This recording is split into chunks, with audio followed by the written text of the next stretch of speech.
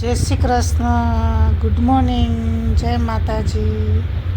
અમે નીકળી ગયા છે પીપળવાથી ગાંધીનગર જવા માટે. પીપળવાની બાય બાય કહીને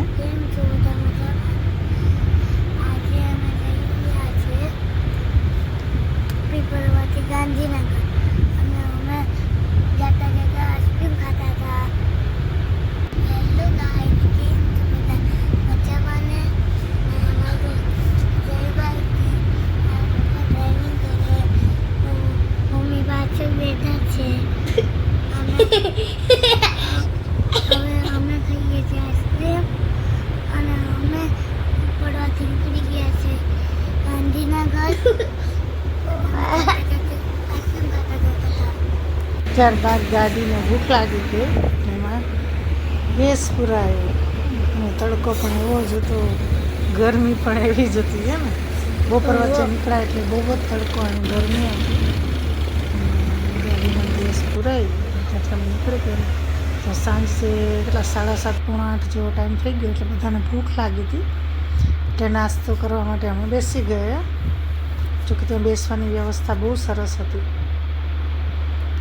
અને યોગ વિડીયો ઉતારે એવું જોઈએ અને વધારે નાટક કરતો. હેલો ગાઈસ, અમે પહોંચી ગયા છે અત્યારે નાસ્તો કરવા માટે.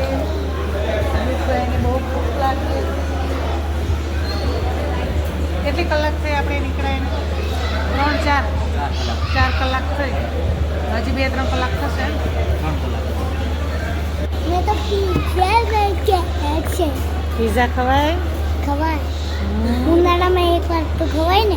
એકવાર તો ખાઈ લીધા, પછી કેટલીક વાર? એકવાર નથી ખાધું. હા, કોણ? ત્યાર પછી નાસ્તો આવી ગયો એટલે અમે બધાએ નાસ્તો કરી લીધો અને ફરી પાછા ગાડીમાં બેસી ગયા.